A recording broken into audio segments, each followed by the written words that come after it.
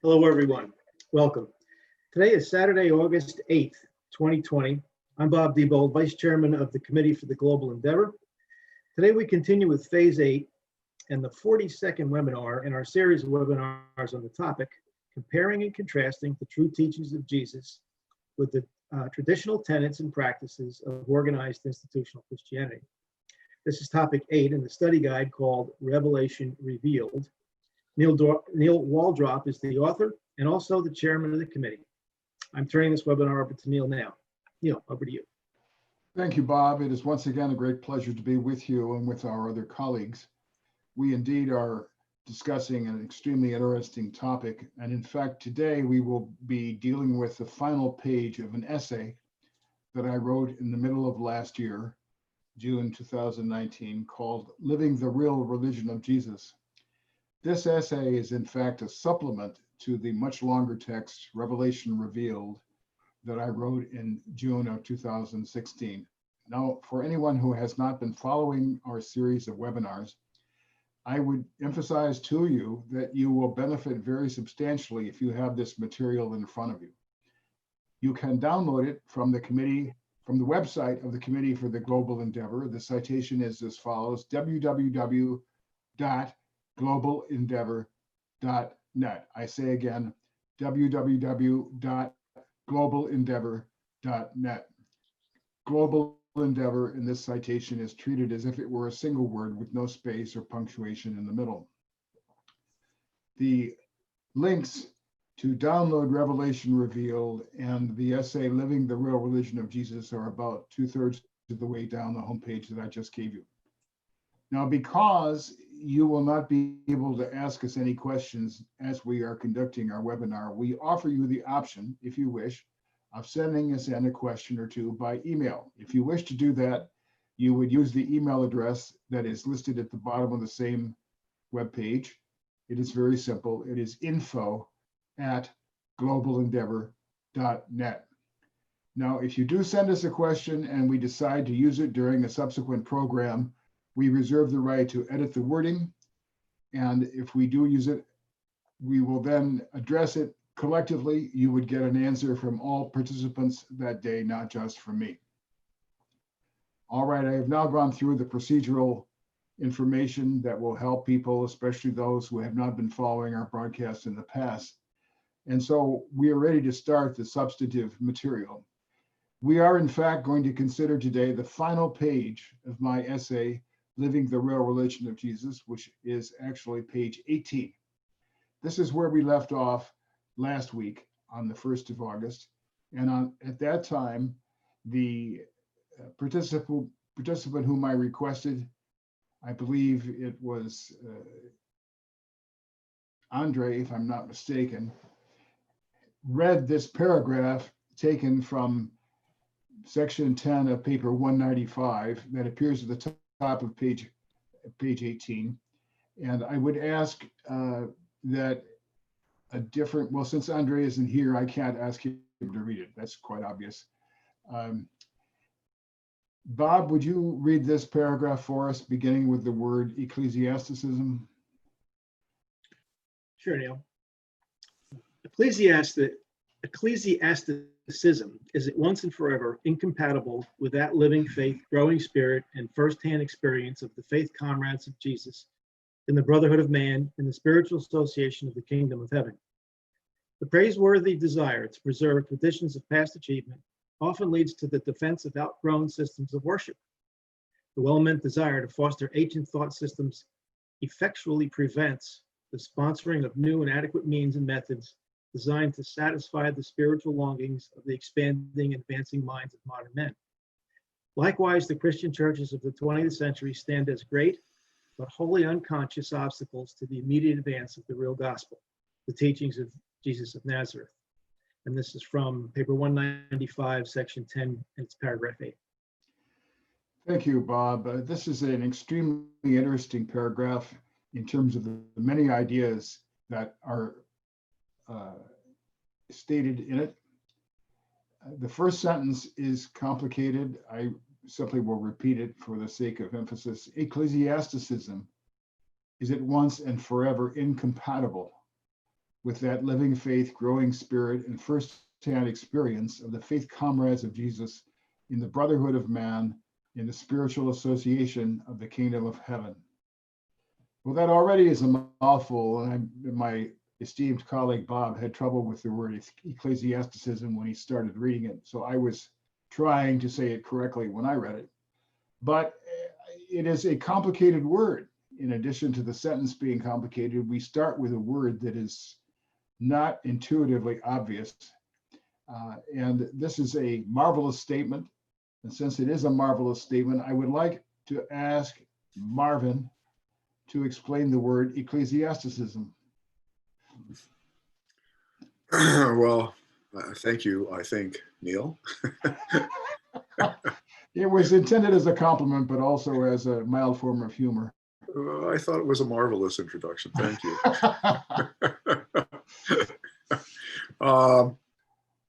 You know, it's interesting. I didn't have time. It would be interesting to actually, and I'll probably do that once my turn is done, do a quick lookup on the internet on the definition of ecclesiasticism. But one thing that the revelatories often do when introducing a theme with a term like that is by context later in the paragraph, they really unpack the definition, at least how they're using it in particular, and they do that in this paragraph. So for me, the term ecclesiasticism is linked with phrases like, a little later in the paragraph, the praiseworthy desire to preserve traditions of past achievement, the defense of outgrown systems of worship, the desire to foster ancient thought systems, and often it's arrayed in opposition to the more spontaneous and adventurous development of new means and new and adequate means and methods designed to satisfy the spiritual longings of the advancing and expanding minds of modern men. So they sort of parenthetically describe how they're using and what their intention of using that term is. And what struck me, in addition, it helped me a lot actually to look at those phrases as what they were meaning. But what additionally struck me was that this tendency to ecclesiasticism is probably bound up in a deeper tendency in human nature in general,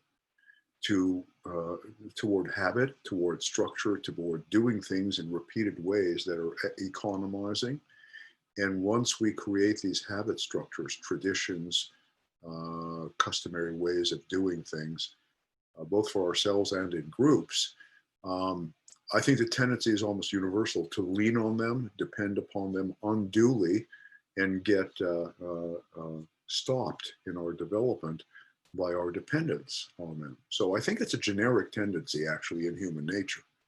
And when overly indulged, it really kind of kills the forward urge of growth and living experience. And so my sense is that tendency in us, we need to constantly work to antidote it, to keep our spiritual experience alive and fresh and new. And sometimes that means leaving behind old traditions and tearing them down. Sometimes it means using them as a catapult to new experience. So those are just a few initial thoughts. Thank you, Marvin. I will refrain from giving you a grade and saying that you did or did not provide a marvelous answer, but I think it was certainly an interesting answer. George, I'm going to follow up with you by asking about the group or individual implications of the word ecclesiasticism. Do you read ecclesiasticism as the attitude of a believer who happens to belong to an organized institutional church? Or do you associate the idea of ecclesiasticism with those who are in charge of that church, who are running it, who are giving instructions to believers? Where do you put this emphasis in the word ecclesiasticism, on the part of believers or on the part of the hierarchy? Well, both. You want emphasis. To me, it's more of a matter of relation. Ecclesiasticism, if I said that right, ecclesiasticism places a priest or other nominal institutional figure between the layman and God. So there's no access to God except through the ecclesiastical channel of a designated authority of the institution. So to me, that's the primary emphasis that I place on ecclesiasticism, but I can't define it off the top of my head as well as Marvin did. Well, George, let me try to follow up again with you. Would you say that an average believer can be described with the term ecclesiasticism, or do you believe it is more likely to apply to those who are in charge, who are running the denomination, who are establishing rules? Well, it's a doctrine which an adherent of the religion has to believe. That's part of the religious doctrine. So I think it's, well, that's how I understand it. And I think you can place the emphasis wherever you want. Thank you. I will now turn to Francois. Francois, what do you do with that term ecclesiasticism? Do you assign the responsibility to the leaders, or do you think that by implication, believers who accept this premise of authority and conformity and uniformity of views are likewise implied by the term ecclesiasticism? Francois, you have to unmute. Yeah, it's better, but my English is better when it's mute. So what do you? Well, when you are muted, we will not take issue with any of your grammar Okay. or vocabulary. For me, the term ecclesiasticism, it refers to the system. So it's a system where the believers put their faith in the hand of a brokers of salvation, that are priests, monks, everything, and that's the system. And those people have to tell you what you have to believe to get salvation. So it's a part of the system. I don't know. Now, maybe these days, someone has the choice, but in the past, that was the system. Where a baby and with the baptism and you go to church, the system is that you have people with authority, and they're the brokers of salvation, and you have to do with them and to do what they say, and that's the system. So it's purely intellectual, but you are saved, so it's all right. But it's incompatible with the fact of doing by itself the action of seeking God. Thank you. Stephen, I will now give you a chance to rebut any of the above, or perhaps simply give your own views. Do you associate with this statement and this term ecclesiasticism with the structure of an organized institutional religion, or also with the willingness of individual believers to go along with the rules that they have been given? Well, in the definitions that I just looked up, it has to be, it's associated, as Marvin just put out in the chat, excessive adherence to forms and practices of an organized religion. So I put the emphasis on excessive or imbalanced. I don't think we should conflate the meaning of the term I'm not going to be able to say it, ecclesiasticism, with organized religion per se, or with the practice of group religion. These are not the same thing. Ecclesiasticism, as is typically used, is an excessive, imbalanced adherence to organized forms of group religion. So let's not get too confused about that. Also, in the context of paper 195, the word ecclesiasticism is used directly after a reference to Christianity that is overly subdivided and overly secularized. Now, when we use the term ecclesiasticism, we tend to think of the Catholic Church, of the Roman Catholic Church. But there's another form of ecclesiasticism that is demonstrated in Protestantism and that's demonstrated by excessive subdivision and heterogeneity of formal sects in Protestantism. So ecclesiasticism doesn't have to do only with a single authoritative figure. It could have to do with a plethora of organized religious groups. So I think we have to try to get our terms straight and make sure that we're not talking about when we use the term. Thank you. I think that so far everyone who has spoken has agreed on the principle that the word ecclesiasticism is difficult to pronounce. So we have agreement on that at least. Bob, I would like now to give you the opportunity to conclude our examination of this single word on the understanding that we will go deeper into the paragraph. In terms of the emphasis on uniformity, or is it the emphasis on authority and control? Where do you put it? I put it on both, mostly on authority. Just a side note, when I was preparing for the webinar, I reread the paragraph a few times just to kind of get a sense of it, and looked up ecclesiasticism in the Revelation, realized it only appears once in that particular paragraph.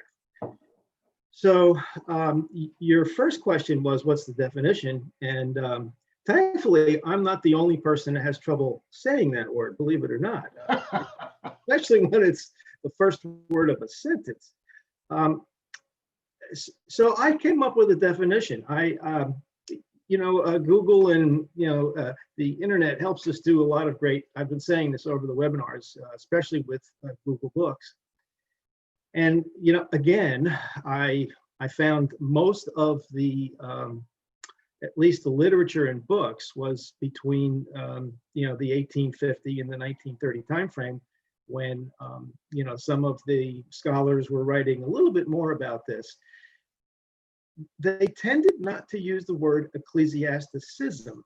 Now an ism is a distinctive practice, system, or philosophy, typically a political ideology or an artistic movement. But in this case, it's a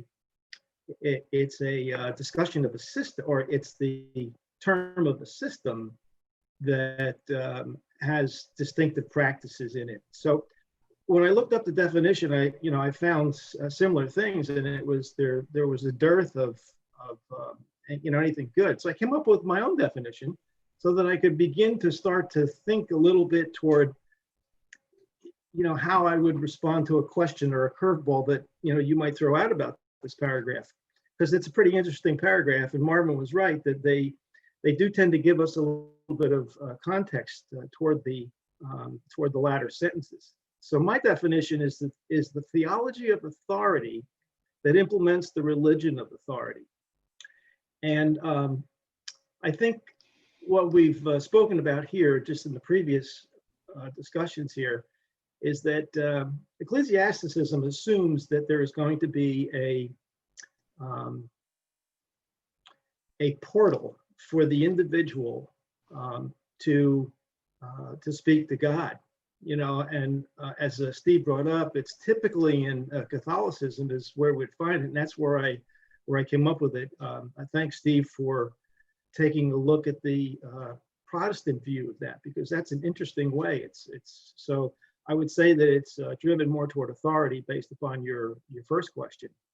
One of the interesting things about Catholicism is that they have these theurgics, and a theurgy describes the practice of rituals, sometimes magical in nature, performed with the intention of invoking the action or the presence of one or more deities. And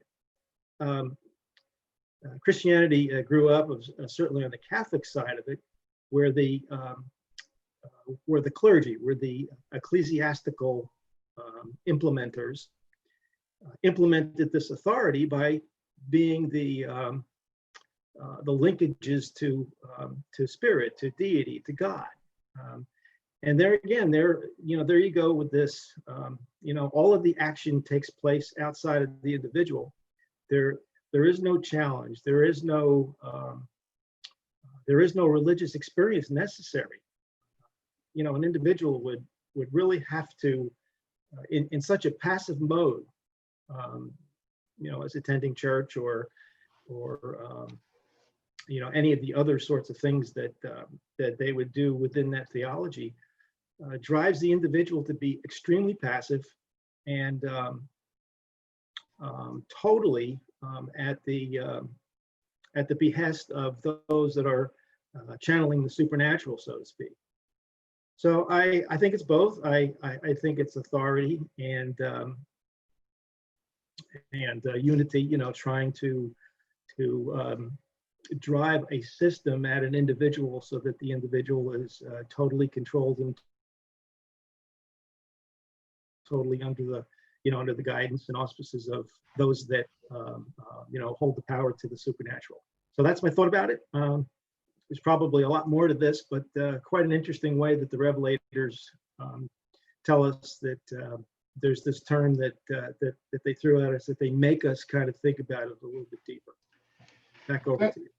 Thank you. As Marvin stated, the remaining content of the paragraph does illuminate the term very substantially.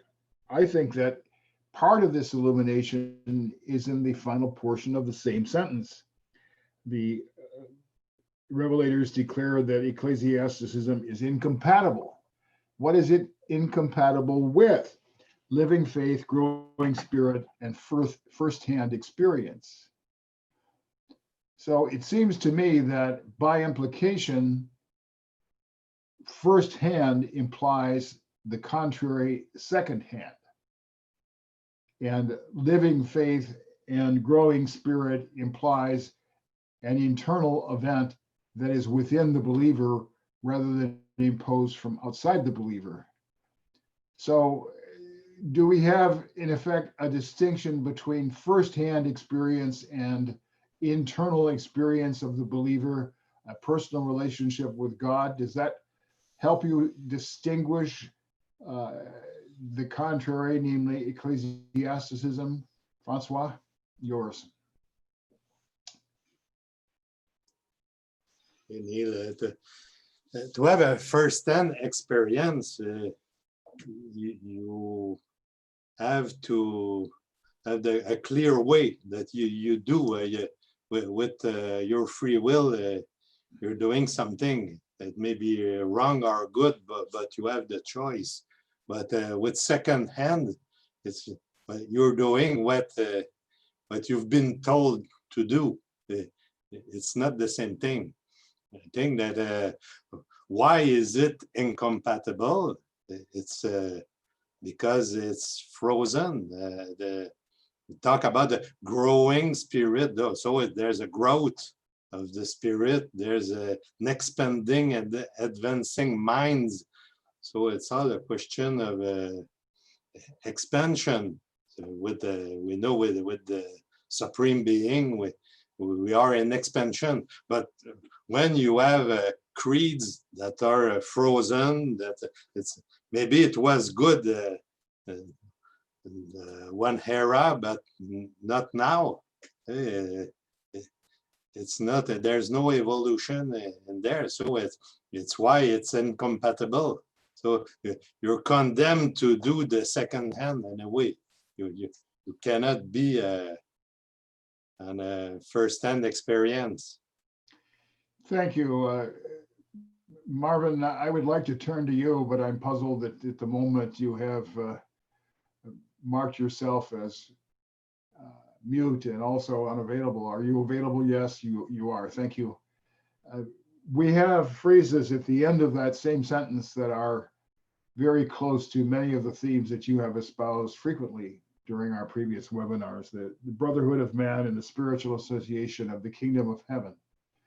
Does this attention to the brotherhood of man and the spiritual association of the kingdom of heaven already establish a contrast with the idea of ecclesiasticism, which many people have commented on? It seems to afford an emphasis on the institution.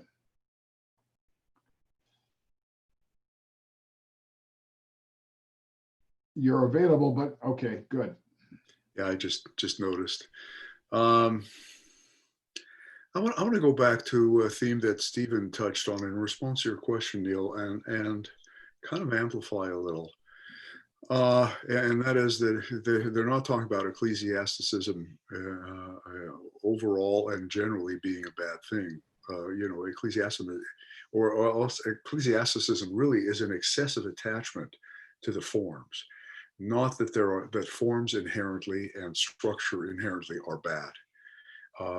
Even in social institutions, that's not the statement they're making. And in fact, the Urantia book, the Revelatory statements are much more nuanced as regard those phenomena. And I was trying to think of a couple of practical examples, because that always helps me hold on to these things more cogently. I've been in study groups where people read the Urantia book in a way that I would call ecclesiastical or excessively dependent on structure. They don't engage the material, they read it passively. And they consider just reading the material sufficient, just getting exposure to it, and not having much of a living creative response to it, much less what they do in their lives with the material or the implications that come out of the Urantia book.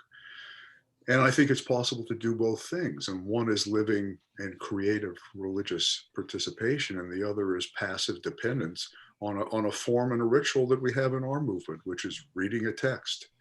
So I'll make that observation. And I've seen correlatively, I've been in church and I go to church with some regularity, and I've seen people, I've talked with people, and I think the same varieties of reaction to the structure exist in that context. There are people who will listen to a sermon or read a passage from the scripture and be pretty passive and then leave church and not think about it or these things at all for the next 6.5 days. And then there are people who will very actively engage with the material and apply it in their lives and try and live spiritually, and their personal experience is very impacted. So it's not the structure itself that is the problem in my mind. It's what we do with the structure. Do we lean on it and depend on it excessively? Or do we use it as a springboard? Because the Urantia book itself, a prayer, a sunset, these are all stimuli that we can either respond to actively in an engaged way, or we can respond to passively as structural elements and go on unimpacted. So I think that to me is the germane distinction. The last thing for me that's very relevant is that phrase in the, now I just got to get back to the page, in the paragraph where they talk about the Christian churches standing as holy unconscious obstacles, great and holy unconscious obstacles to what? To the immediate advance of the real gospel, the teachings of Jesus of Nazareth. And I think that's an important emphasis. What they are saying is desirable.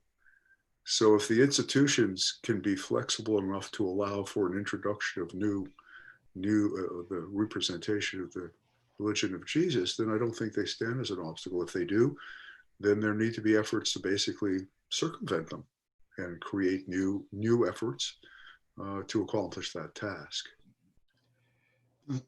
Thank you, Marvin. I would like to turn to George next, because the succeeding sentence starts with a phrase that seems to go in a different direction. It states, the praiseworthy desire to preserve traditions of past achievement. So this is similar in overtones to some of Stephen's comments earlier because of the word praiseworthy. Praiseworthy desire to preserve traditions of past achievement. It seems to imply that traditions themselves are not an evil thing, but one has to have a praiseworthy desire, which I would say parenthetically may be a constructive spiritual desire here. How do you harmonize the idea of traditions with the question of praiseworthy, George? Well, the rest of the clause says leads to the defense of outgrown systems of worship. I think that's the distinction. There are, I mean, simply good traditions and bad traditions, traditions that are compatible with future growth and development, and traditions which are not. So I think that's the distinction that's being made in this particular phrase. Those traditions which are progressive, and there are some in Christian churches, they're praiseworthy. And then there are some, like, I have to take a little bit of issue with some of your comments, Marvin. I mean, it says ecclesiasticism is at once and forever incompatible. I don't know, that seems pretty definite. And so I don't think the use of that term in this location in the book has the same flexibility that you seem to attribute to it. This seems like something that's so rigid that it's just completely incompatible with inner spiritual experience. Thank you, George. I would try to unify your most recent remarks with comments that others have made, that there is something excessive that is automatically implied with the word ecclesiasticism. I would do this in a slightly different way by saying that by implication, it means putting the organization first and the relationship of the individual to God a very poor second. And so it is not merely belonging to an organized group, but the hierarchy of values that is associated with the practice in that group. Stephen, how would you deal with this praiseworthy desire to preserve traditions? And as George said, the end of that sentence contrasts with another phrase, the defense of outgrown systems of worship. Yeah, there seems to be a semantical disconnect between that first sentence and what follows. Just FYI, in the original source that this paragraph was based on, the sentence reads, ecclesiasticism does not easily keep house on friendly terms with the growing faith of firsthand experience and inward vision. So that's much less extreme and absolute. We've in the Ramsey book, which says ecclesiasticism is at once and forever incompatible with that living faith. So, and the reason it does not really follow semantically is that the rest of that paragraph is not nearly so absolute and definite. It really follows actually the source a lot more closely, where it's if it's a kind of a logical if and then. So there is a praiseworthy desire to preserve traditions. Nothing wrong with that. However, like any human activity, it can lead to good outcomes and not so good outcomes. That doesn't say anything in particular about preserving traditions. It just says something about human nature. And the same thing with what they call the well-meant desire, the well-intentioned desire to foster ancient thought systems. Well, there's nothing wrong with fostering ancient thought systems. However, given human nature the way it is, as Marvin said, it sometimes or often prevents the rapid or the efficient sponsoring of new and adequate means of expression. So yes, all human activities have a plus and a minus to them. And this is talking, in this case, about some of the possible negative effects of these praiseworthy and well-meant social forms of religion. So this paragraph is a little confused semantically, I would say. And it's interesting to go back to the source material and see how that is written. I think that we are bound to examine the material on the page in front of us. The way the midwayers edited this material is the framework for our discussion. Bob, in effect, Stephen and others have identified a semantic contrast in two sentences that follow the second and third sentences of this paragraph, whereby one has, on the one hand, praiseworthy desire and then well-meant desire. But then later in the same sentences, there are outgrown systems and preventing the sponsorship of new and adequate means and methods. So effectively, the question here has to do with a sequence of events, timing, in some ways respecting the past, but being willing to go forward, being willing to go beyond the past to new methods and new approaches that perhaps are more attuned to the spiritual needs of individual believers. Is that approximately what you would do with these implicit contrasts? Yes, I believe so, Neil. Let me try an analogy, a secular analogy for those two sentences there, which is in an entirely different domain. I'm going to take sports as the domain, and baseball specifically. The praiseworthy desire to preserve the tradition of past achievements, for example, Babe Ruth, often leads to the defensive outgrowth systems of holding the entire sport back. So if baseball had the same systemic vicious loop that ecclesiasticism does, and when I say vicious loop in a system, I mean it's a positive reinforcing. It gets stronger as it gets more reinforced. And that's how I see ecclesiasticism. So if, and this probably is a poor example, but it was the one that came to mind thinking about those two sentences as we were talking about them. If we desired to keep the past achievements exactly the same, training methods wouldn't change, the stadiums wouldn't change, all of the things that are done to afford progress. And sports has gone way beyond where those things were, and all sports are doing that. The well-meant desire to foster the ancient historical past achievements prevents the sponsoring of new and adequate means to be able to make the sport go on further. Well, it almost doesn't make sense as to why a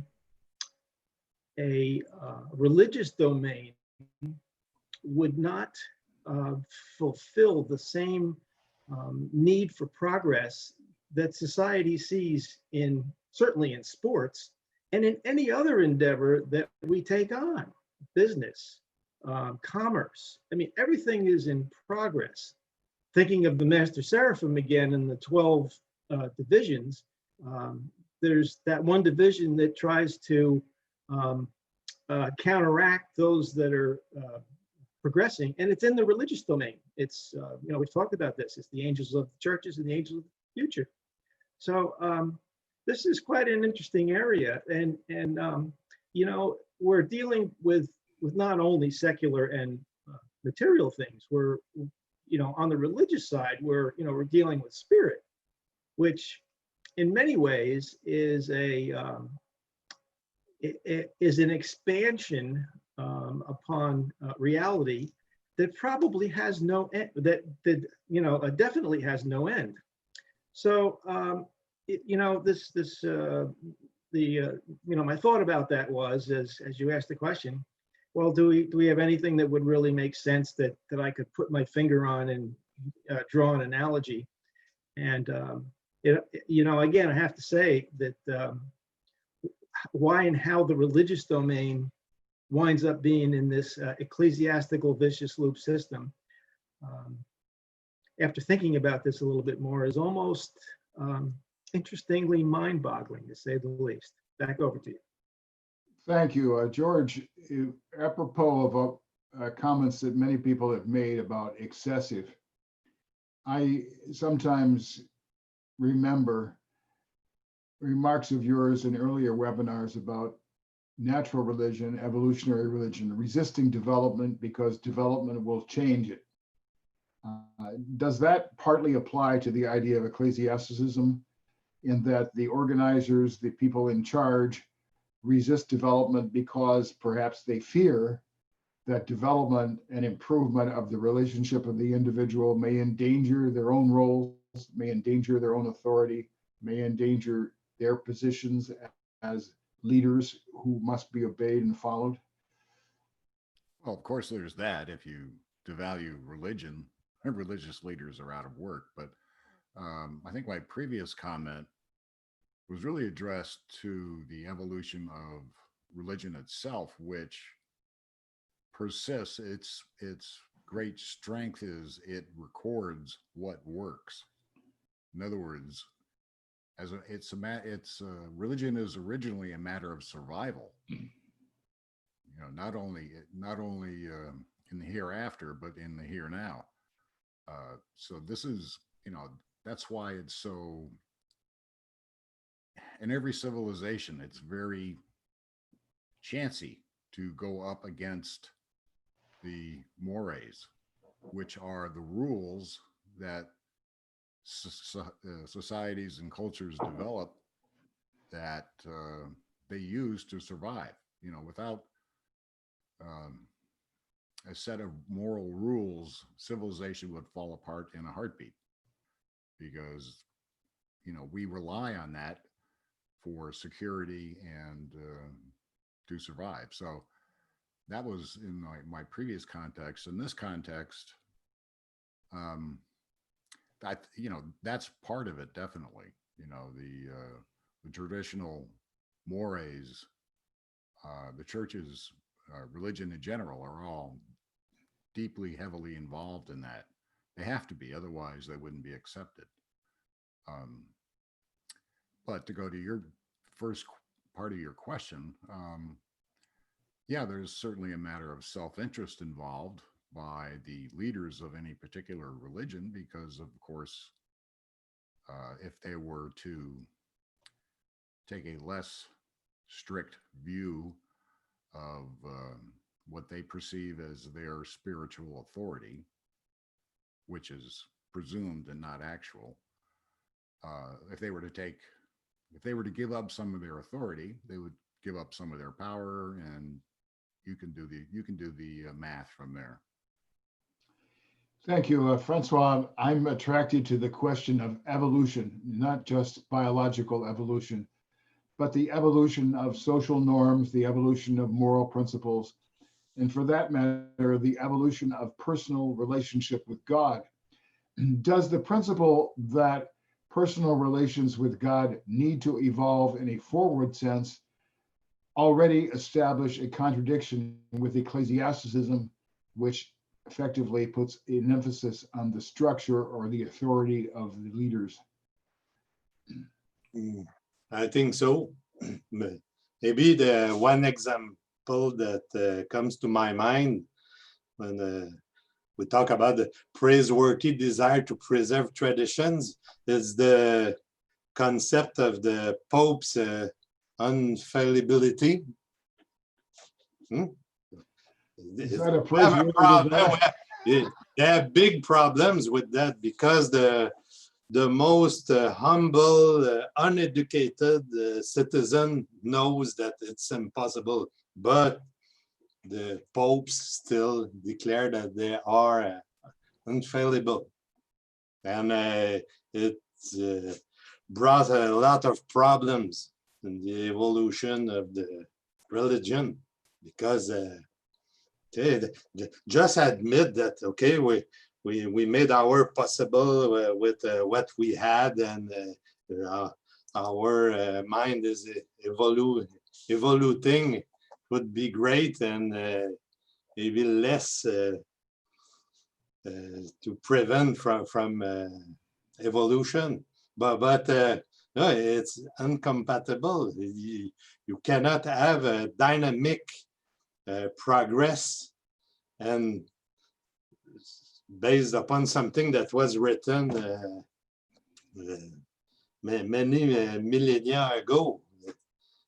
It cannot be.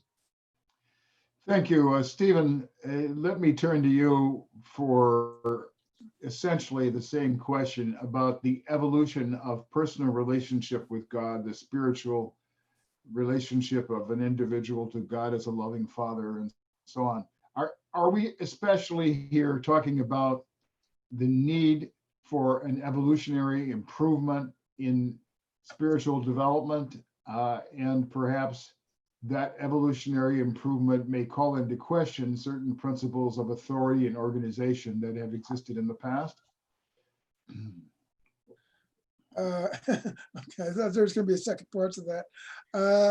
Yeah, I think that's the way the civilization is going. I mean, the church is, no church at this point in the West certainly is autonomous and independent and free from a huge amount of secular influence. So how the secular flow goes in our Western civilization, so goes the church. The church is not a cause any longer. The church is an effect. And maybe at some point at the height of their secular power in the early Middle Ages, they were able to affect huge changes in the civilization as a whole. But for the last several hundred years, the tides have turned, and the church is going to follow where the rest of society goes. It's not going to lead it. And if the rest of society goes to an anti-formalistic, anti-authoritarian, I would call it postmodernist way of relating to religion and authority, which is where it's going, where it's been going for the last 300 years, really. The church is following along, sometimes gradually, sometimes not. It will have different effects in Protestant denominations. It'll have a different effect in the Roman Catholic Church, but it will keep happening. And where and how it goes, nobody can quite predict. But the church is no longer the master of its own fate. Churches in general and people in general are secular citizens first and church members second, except for a small minority, I would say. Even the most quote unquote religious Protestant fundamentalist is quite secular in many, many ways, as are many and probably most devout Roman Catholics. So I think as society goes in general, so goes the church, and that does not bode well for authoritarianism, either in the ecclesiastical sense of the Roman Catholic Church or in the ecclesiastical sense in the Protestant churches, where they're more Bible-based, and their external authority is the Bible and not tradition and not the papacy. Both forms of authority will diminish consistently in the next several generations. Thank you, Marvin. I would like to turn to the concluding part of the third sentence, the sentence that begins, the well-meant desire to foster, etc.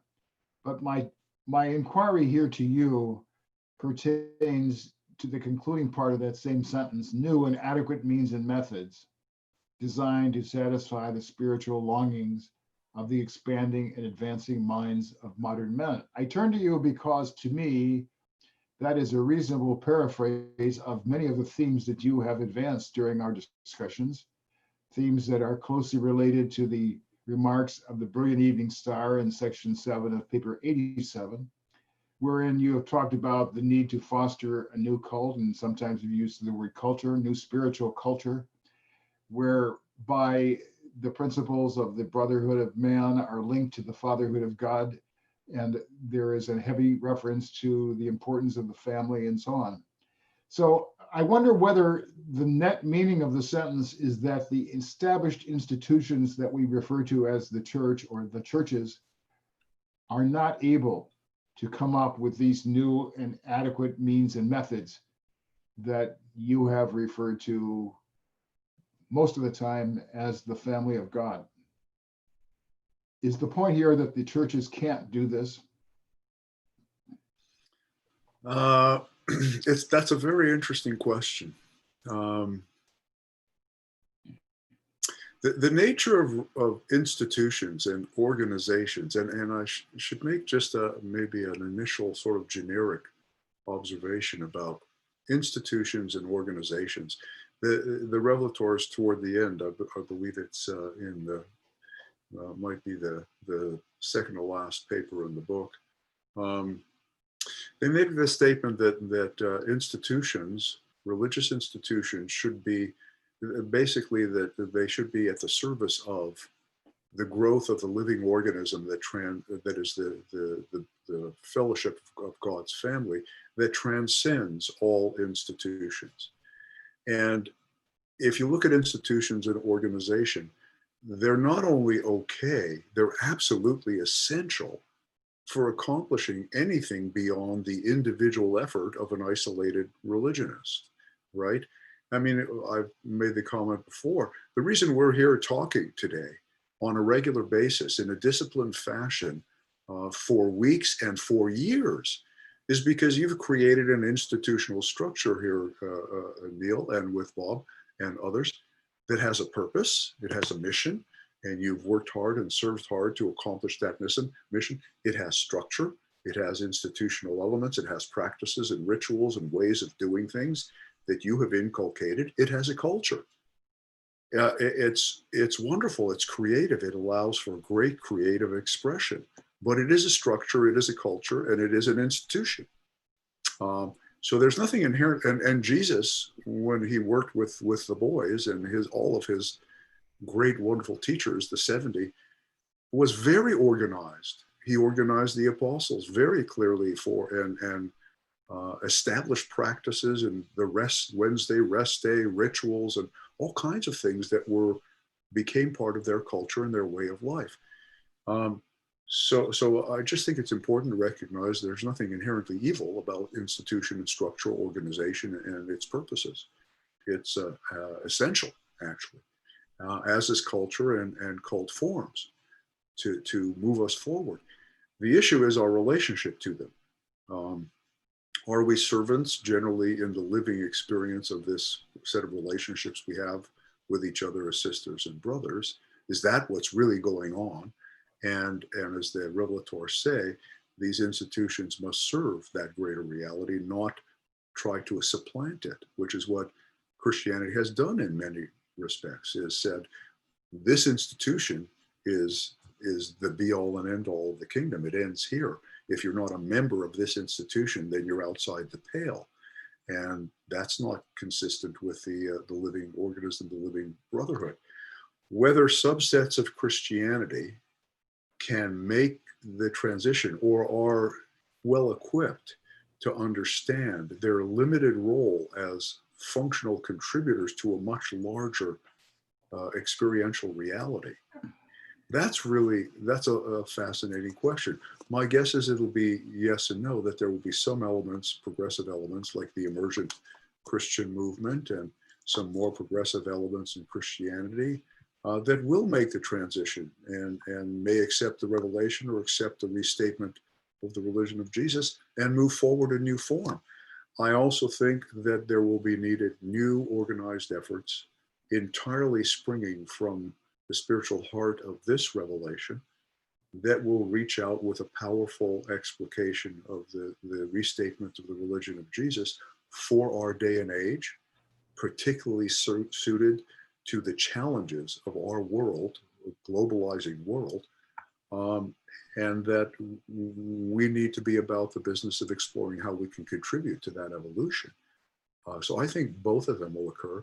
And I think it's critically important that readers of the Urantia book grapple with these issues and innovate in the area of new religious forms and experimentations to bring about the larger cultural transformation and the growth of the living organism of the Jesus Brotherhood, as they describe it. Thank you, Marvin. Bob, I'd like to turn to you next, and partly this is because several months ago, you came up with graphic displays, which I interpreted as imagination, original thought, innovation. These were mainly connected with, I believe, the private sector, with business, but they seem to have a broader relevance to what we are talking about, that the evolution of new forms along the lines that Marvin has talked about, but also the expanding and advancing minds of modern men, as the revelators say, requires imagination, originality, and innovation. It is not a static process. So now what I'm inclined to do to you is to ask you to transpose this question of individuals who have imagination, who have originality, who have creativity, and ask where we find it. And specifically, are we going to find that in the established organized churches? In the established organized churches. That's part of the question, but please go on from there. Yeah, I was, as I was listening to what Steve said, Steve made a very profound statement. He said that the church is not a cause, the church is an effect. So I wrote that down, Steve, and because I had never heard that before, and I thought, boy, that's really interesting. Because it changes the causality of the way things happen. And then when Marvin spoke, you were talking about the church being institutions. And I got thinking of that last sentence there that Neil bolded. Likewise, the Christian churches of the 20th century stand as a great but wholly unconscious obstacle. And it bothered me preparing for the webinar as to why the midwayers would call it an unconscious obstacles. And I'm starting to think that what they mean about a church in this particular sentence, and I'll get to your question, Neil, because I think it's relevant, is is the edifice, is the actual building. If we look in past history, the churches were the largest or the tallest structures within every city. Of course, that doesn't happen anymore, but in fact, I think it was Seattle that demanded that the church be the highest structure until the needle came along and they made an exemption. So why would I think that would be a physical location and it's an unconscious obstacle? Well, I think it's because of thinking through cause and effect, and thinking through, what's an ecclesiastical, what is ecclesiasticism as a system?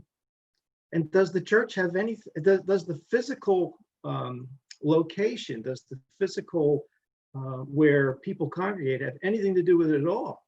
I got thinking about during our time here now in COVID-19, where churches are not, or I should say the buildings are not being employed as locations where people worship, and in the terms that they decide to worship in. And it's not happening. But the creativity as to how this happens is now starting to take place. So the institution of ecclesiasticism still exists, but this location where people have to congregate is now, well, at least for temporarily, is now being changed. Is that a good thing or is that a bad thing? So I'm sure I'm a little bit of on the outside. I'm a bit of an outlier thinking about this. But sorry, gentlemen, but those last two phrases and those last two discussions made me think that this is what they're really talking about. Who's thinking of the physical building itself as being an obstacle to perpetuating this ecclesiastic system that we all believe is constraining the religion of the Spirit from actually transitioning into a larger than just the vanguard individuals that we've talked about. So Neil, remind me again of the question. I meant to get to the question. I had to get that context out first. Neil, That's fine. The three key phrases that I wanted you to evaluate had to do with imagination, originality, and creativity, and where those traits come from, whether one can find them in the management of the structure of the organized churches or whether one must look elsewhere. Yeah, I think that unwittingly, this COVID-19 situation may be inadvertently, allowing the parishioners, at least the lay people, to start thinking about, do I really need to go to that particular edifice, go in the door and actually worship, or can it be done in other ways? I think that the jury's out on this, of course, but I've heard some comments, and this is what made me think about it a little bit, talking to people that are not going to church any longer, that are starting to do it on phone calls, on Zoom, like we're doing here today. People are passing along YouTube sermons, etc., that they think are really good. So I don't know the answer to this, Neil. I'm kind of tossing it out and saying that I think that there needs to be a suddenly, and maybe this COVID-19 is the suddenly that's creating an ecology, an environment for this new imagination to start thinking like Paper 72, government on a neighboring planet where there are no churches. And how do they get their religion and get it done? Well, maybe there's an opportunity to start to discuss something like that, to say, hey, here's an alternative. Back over. Well, Bob, unfortunately, or perhaps fortunately, we do not have the ability to teleport ourselves to this neighboring planet, but I would still try to push you in the direction of your professional development. In other words, if we look at the question of imagination, creativity, and innovation in the context of business, I think that there is a conception, that you can correct me if you wish, that mostly that does not come from the huge, well-established corporations, that creativity, imagination, and innovation come from smaller organizations, or in some cases from individuals. Do you think that is a reasonable premise here? Oh, absolutely. But I think that we have a paradox here. If you look before the 1999 crash, most of the business models that were thriving and doing well were being built by young CEOs. When the budget got balanced, of course, the money came out of the market, and there you were, all of those new companies that had gone IPO, initial offering, went out of business. It went totally south. Well, the money was in large businesses, but those business models, the Facebooks, all of this social media, all of the knowledge programs, the super databases that we're now using, big data, etc. All of those models now are doing very well. So I think that the imagination and creativity that we see, the progress that we see in the industrial world, which is now the information world, of course, is something that it's going to happen suddenly again. And I think that it's a pretty good model to think about, Neil. Why does that happen that way, and why does it not happen in the religious domain? Over. Thank you. I will turn to Stephen, who motioned that he would like to contribute once again to our discussion. Yeah, a couple of quick things. I think Bob may have really hit on something with that interpretation of that last sentence about the Christian churches. They're clearly trying to draw an analogy between that sentence and the two sentences before about a praiseworthy desire and well-meant desire. And what they have in common is that the praiseworthy desire is an unintended delay or has unintended consequences. And the well-meant desire to foster ancient thought system has unintended negative effects. And likewise, what's the analogy? The analogy is that a church building, which in itself is seemingly benign and not threatening, does stand in some symbolic way or some real way as unconscious obstacle. But the church, because the church is there, churches are everywhere. And the presence of these buildings are unconscious obstacles, just their very presence. So just like the presence of trying to preserve worship traditions or the desire to foster ancient thought systems, the desire to foster all these buildings has unintended consequences. So I think Bob has something there that I never would have thought of. I also, Neil, I want to support what you said about individuals. We were leaving out the idea that these changes, these innovations in worship and belief and faith understanding likely will not come out of organizations. They will not come out of churches. They will come from individuals, maybe within a church or without a church, but all great religious progress has been based on the spiritual insight and experience of great individuals, whether male or female. And I expect that to happen. I don't know if it's going to happen within a church or without. Doesn't really matter all that much, but that's where the changes are going to happen. That's where revelation takes place, you know, in the personal revelation to individuals. Thank you, Stephen. That's very useful. Francois, I would like to adopt a technique with you that resembles the technique I used with Bob. I pushed him into the business world. I will push you into the medical world, which is obviously subject to innovation and originality and imagination.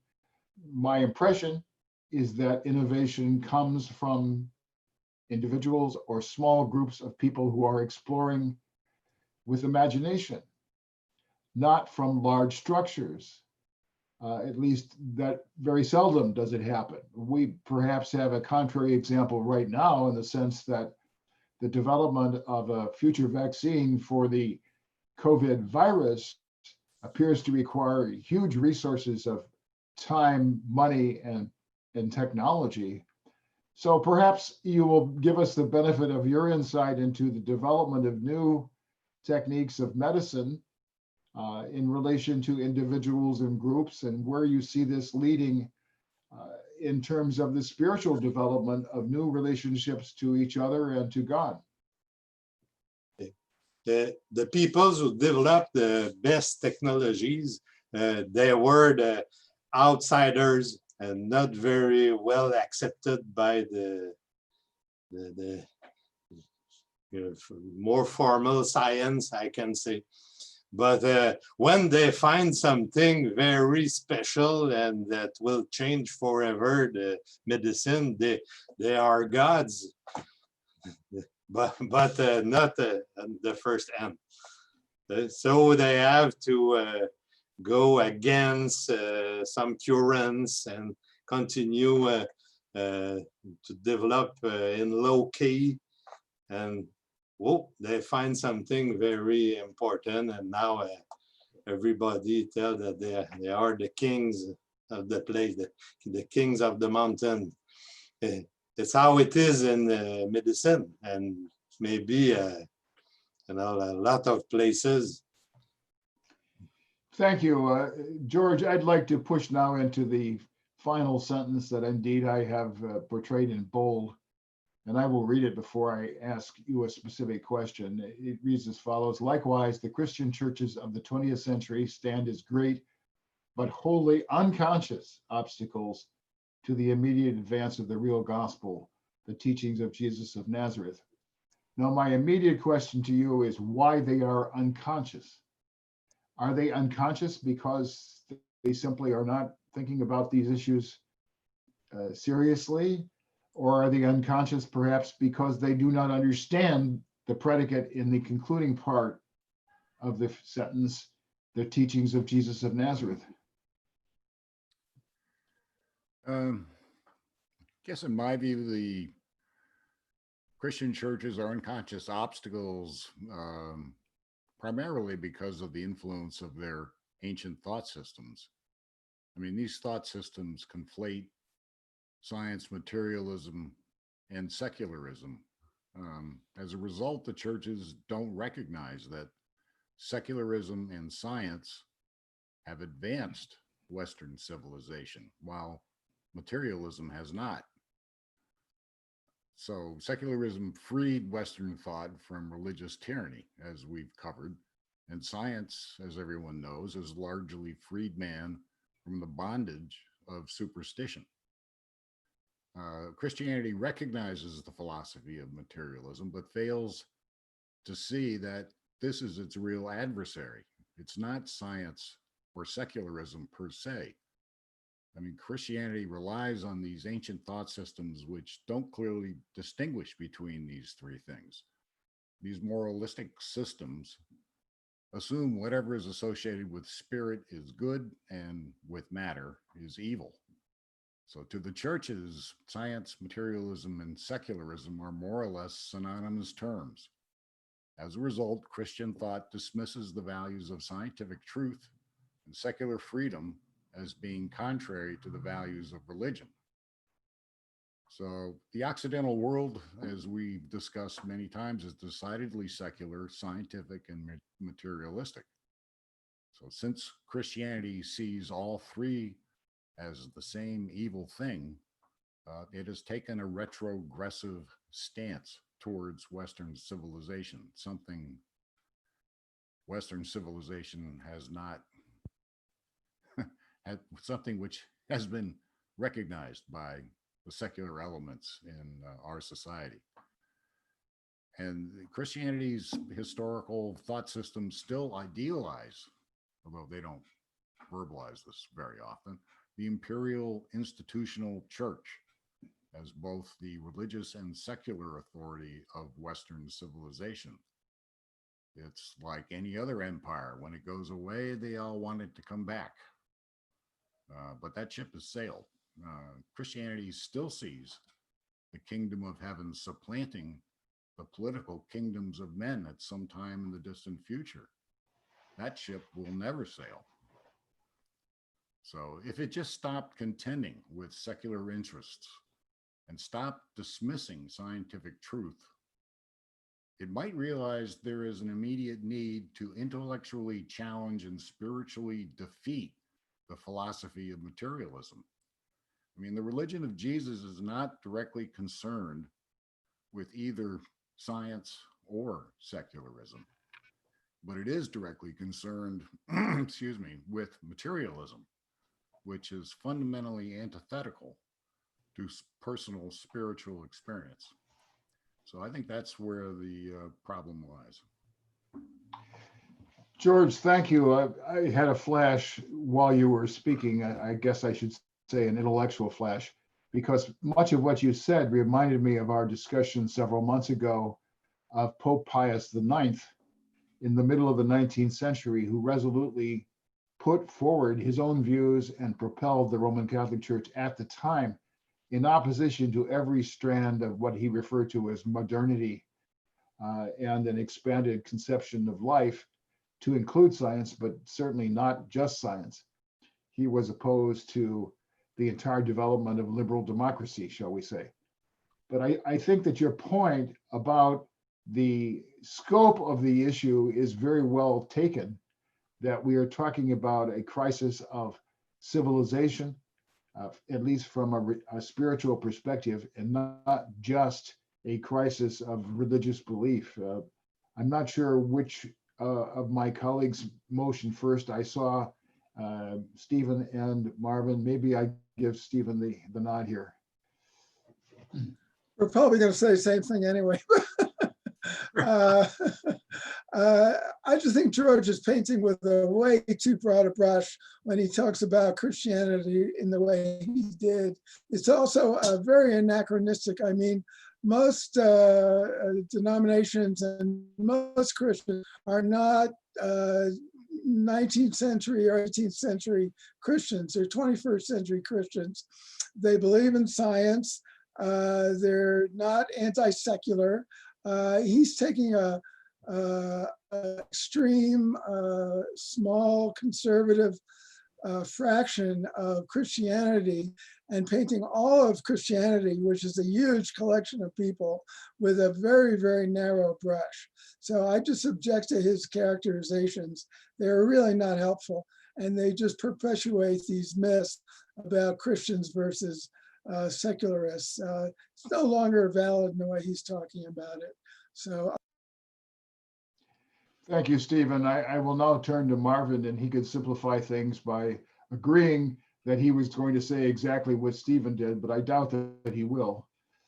Well, it would have been nice, actually. It would have been fun, Stephen, for you and I to try and say it together at the same time. That might have been interesting. You would have needed a script. I'm sorry. You know, I was not going to say what you just shared, but I will make an amplifying comment.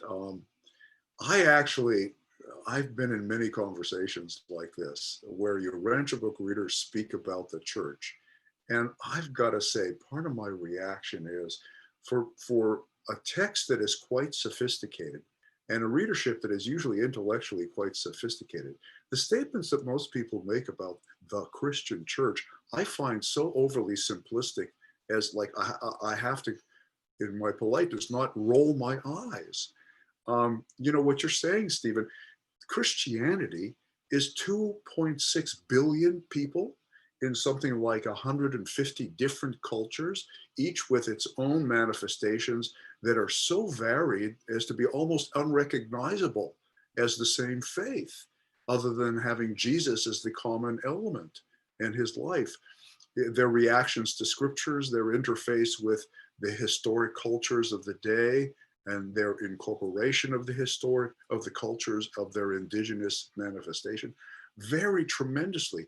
So, and I think in many parts of the Christian world, there's huge innovation and living religion and tremendous devotion to the ideals that Jesus expressed. So I find us, it's almost criticism worthy, really, that we make these statements about Christianity as a whole. It's just, we can't do that.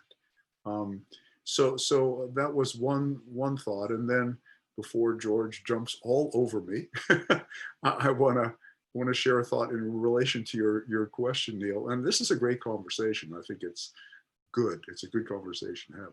But your specific question was how the churches stand as unwitting obstacles. And I wanted to share one additional thought on that. And it relates to a statement where they say most Christians, not all Christians, but most Christians are unwitting secularists, which that's been a fascinating statement. And what I make out of that statement, and I think it's very related to the church's standing as unconscious obstacles. Notice unconscious and unwitting, right? There's a parallel there. And when they say most Christians are unwitting secularists, I think what they're saying is most Christians, many Christians, maybe even the majority, they see the spiritual life as a facet of all the rest of life, sort of cordoned off and almost a satellite function for many of them. And you go in and you perform your duty and you've fulfilled your responsibility and you can put a check mark on that box. And that's an incredibly superficial understanding of what the spiritual life is about, because in reality, as Jesus portrayed it, and the way we need to be portraying it, the spiritual life is all of life. And these other elements, the political and economic and vocational and even the marriage and family elements, are facets of this spiritual application of a spiritual reality. You know, it's the central phenomenon. And that's what I think they mean by saying most Christians function as unwitting secularists. They're functioning secularly, not spiritually, most of the time. And I think the churches, by the fact that they exist and have for centuries provided a place for this superficial engagement with the realities of the gospel, are the unconscious obstacles. Just by the fact they exist, they're not doing it intentionally or consciously. It's just inadvertent by their structure and the way people rely on the structure way too unduly.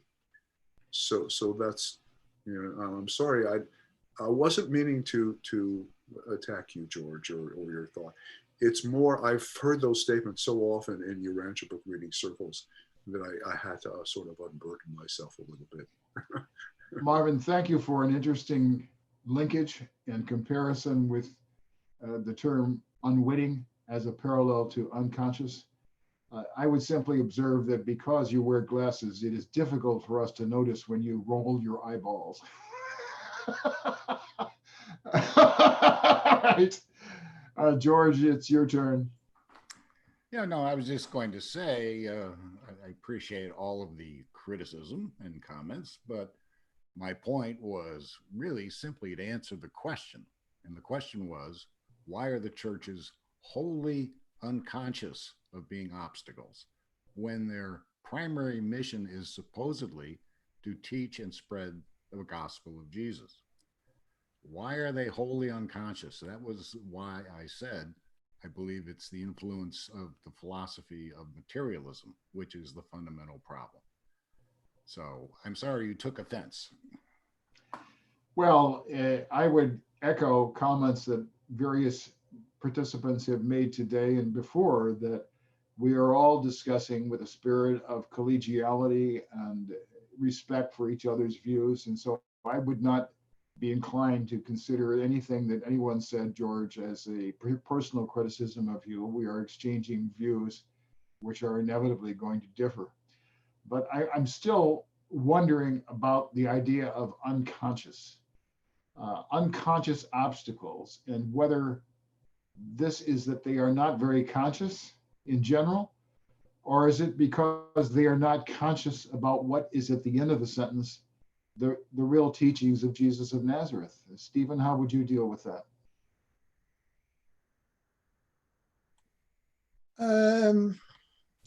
Well, I think in any church, you're going to find a lot of people who know and realize that they are not living up to the teachings of Jesus, even as they're presented in the New Testament. Forget about the Urantia book for the time being. And most Christians realize to one extent or another that they as individuals and they as an organization have a lot to live up to in the gospel and not doing so. So that's a widespread understanding. What they may not be fully conscious of, because they've never really been taught, is the quote unquote real gospel as it's presented in the Urantia book. I mean, a lot of it is in the New Testament, but a lot of it is not. And I think over the years, churches, like any organization, end up operating on autopilot. And when you end up operating on autopilot, you kind of lose consciousness. That's part of the deal. That's a problem with any organization. I'm sure Bob, anybody who works in private industry will know that even private companies need a shakeup when they get too complacent. Well, talk about complacent, but Christianity, certainly as an organization, not as individuals, because there are many individuals in Christian churches who are far from complacent Christians. But I think the momentum and the inertia is a better word, the inertia of a historical organization that's 2,000 years old or at least 500 years old contributes to this kind of unconsciousness. And I still agree with Bob about the wholly unconscious part being referring to Christian churches as physical buildings and not as collections of totally unconscious human beings.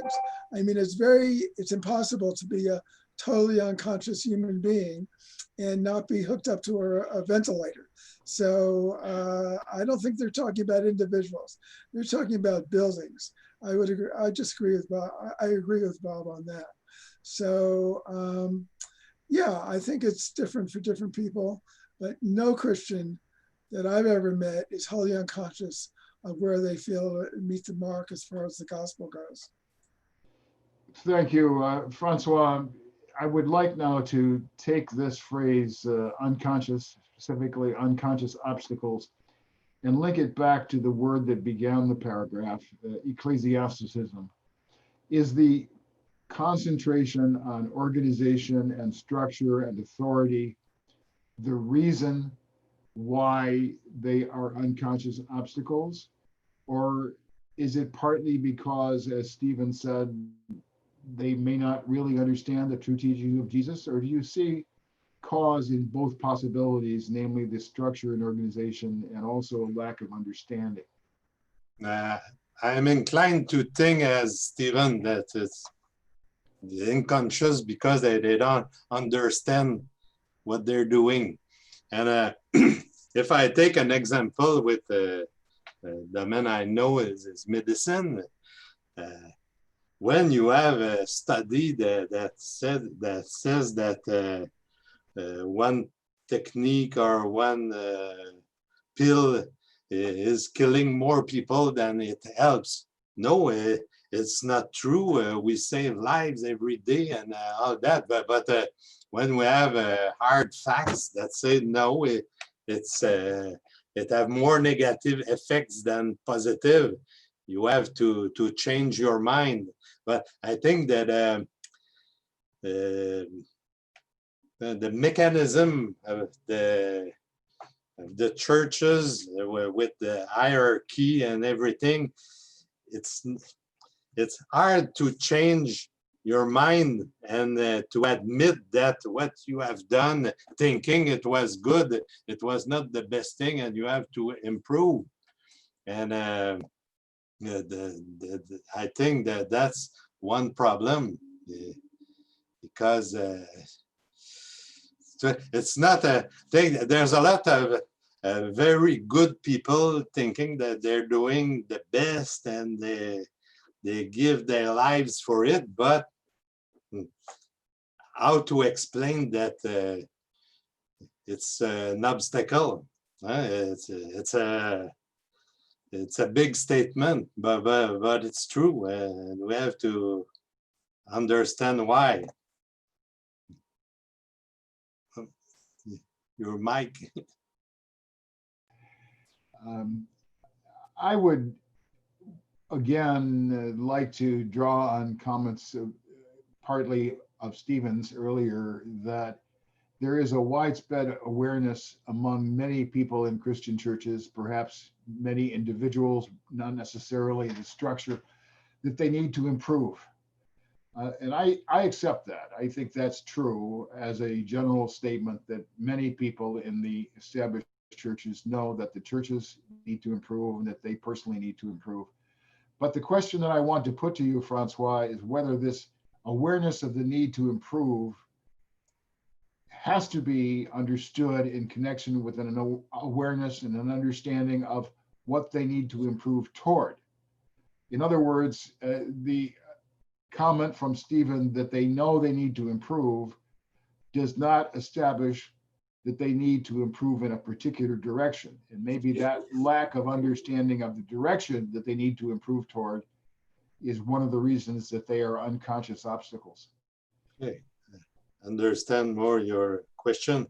And I think when I was reading about that subject, that topic, I found the paper 99 that were very, very complete. It's the social problems of religion.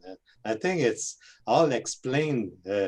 Where are these problems? And one quote that's very speaking to me is that if I have 1 minute, I read it to you. It's the Melchizedek that says that modern religion finds it difficult to adjust its attitude toward the rapidly shifting social changes only because it has permitted itself to become so thoroughly traditionalized, dogmatized, and institutionalized. The religion of living experience finds no difficulty in keeping ahead of all these social developments and economic upheavals, amid which it ever functions as a moral stabilizer, social guide, and spiritual pilot. I can't continue, but it's the main thing. In that paper, you have a situation of what we can call a catch-22 or a vicious circle. It says institutional religion is now caught in the stalemate of a vicious circle. It cannot reconstruct society without first reconstructing itself. And being so much an integral part of the established order, it cannot reconstruct itself until society has been radically reconstructed. So what's the beginning and what's the end? So it's hard to know where do we have to improve and to change something. It's not so easy. Thank you. I think the logic of what you have contributed, which has been very insightful, gives me the answer that I can expect from you to this question that I am going to ask. But it seems to me that you are implying that the innovation, the creativity, the originality is going to come not from the structure, not from the organizations, but perhaps from individuals, perhaps from groups who might combine individuals within the churches with people who are not, that it is not going to be an innovation of the ecclesiastical structure, but something that emerges by other methods. Am I correct? Is that what you would agree with? The changes are yes, but not necessarily. You can have someone within the church that have a pop-up ID and it will be fine. It happens sometimes, but I think when someone is free to think, and it's better. Chances are that it will come from outside. Thank you. Marvin has asked me for an additional opportunity to contribute, so I now recognize him again. I was going to make a brief comment, and I will when we make a brief comment on what Francois and you just spoke about. I'm convinced that there will be efforts entirely outside of the church to innovate in these areas with the advance of the real gospel of Jesus. And that is something we need to be preoccupied with. And I think it may be hybrid efforts with advanced existing Christian thinkers and from other traditions. I hope whatever is innovated is not identified as a Christian effort. I hope whatever it is, whoever does engages in that are wise enough to identify it as a pan-institutional, a trans-institutional reality that we're moving toward, that is inclusive of people who come from all different kinds of backgrounds. So that is, I hope it has that quality. The other thought I wanted to make, the comment about the wholly unconscious phrase, I guess I read it fairly simply in the sense that I thought what it meant was that they simply were entirely unconscious that they were functioning as an obstacle to the real advance of the teachings of Jesus. They just didn't understand that they were functioning, that they were occupying that space in a sense. And they'd probably be pretty chagrined if they could really understand it, but they're not aware of it. Well, Marvin, once again, this begs the question of whether they are unconscious of being an obstacle because they are unconscious of being an obstacle, or is it because they are unconscious of the real message? I think probably both. Okay. I mean, I think they're conscious of a subset of the message that was misemphasized, and that's what they're focused on. But they're often many sectors they're much more conscious of their role as perpetuators of the institution than of the furtherance of the advance. In other words, innovation in the expression of what Jesus originally taught. I think there aren't that many religious leaders within Christianity. It's the minority rather than the majority that have that understanding that they need to progressively advance that into new forms. Most see themselves as maintainers of existing forms and tradition, unfortunately. Thank you. I believe we have done a very thorough job on the different aspects of this paragraph as such. I believe, on the other hand, we could probably continue for 2 more hours. Bob, I would like to proceed to question S. Can you fold your ideas into your answer to question S when I recognize you for that purpose? Sure. Okay. Question S is as follows. It is my habit to read the formal questions and to give each person the opportunity to give an answer. So here it reads as follows. In your view, what are the practical, conceptual, and/or spiritual factors that led the Midweyer Commission to declare that the Christian churches of the 20th century were obstructing the commitment of believers to the real religion of Jesus and an accompanying desire to implement his teachings actively and energetically? In your view, are the obstacles that arise from the tenets and practices of certain branches or denominations particularly intense, or are you inclined to believe that the Midweyer Commission's remarks apply equally to all Christian churches? Do the implicit obstacles appear to be increasing or decreasing, or do you perceive a pattern that seems essentially static? Please identify any trends that you have noticed. And so now, Bob, I will recognize you. Thanks, Neil. Okay, actually, the question really was a great segue right into what I was thinking.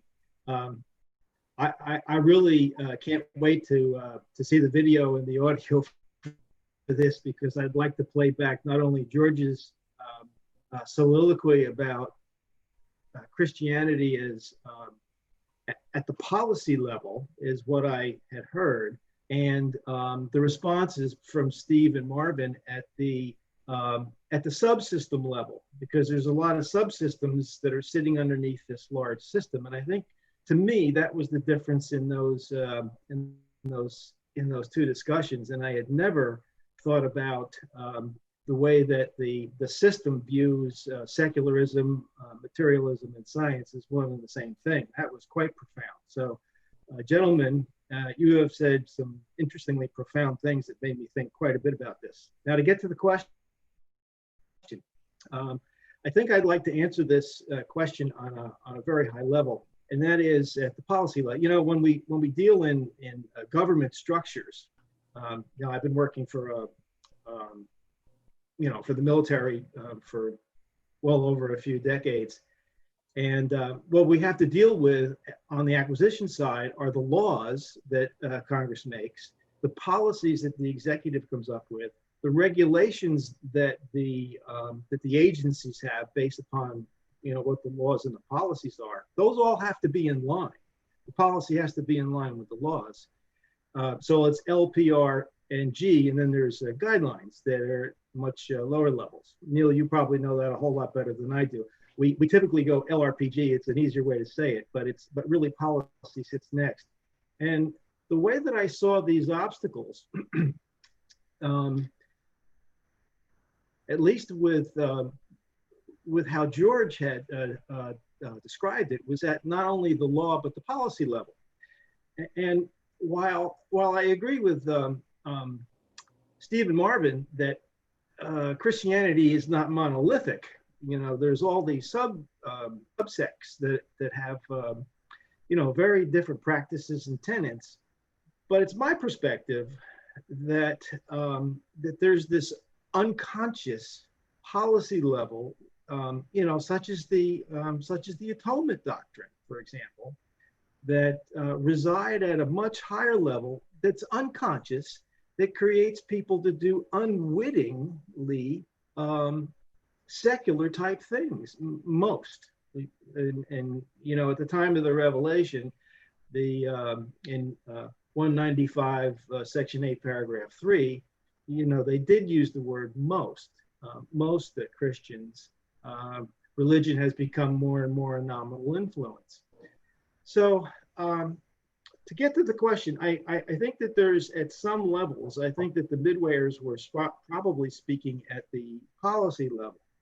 So, just as in the way that governments worked to take away an individual's natural rights, for example, back in medieval times, and to defend their monarchical formats, they clothed their power in supernatural and divine right. We saw that all the way up until a few hundred years ago.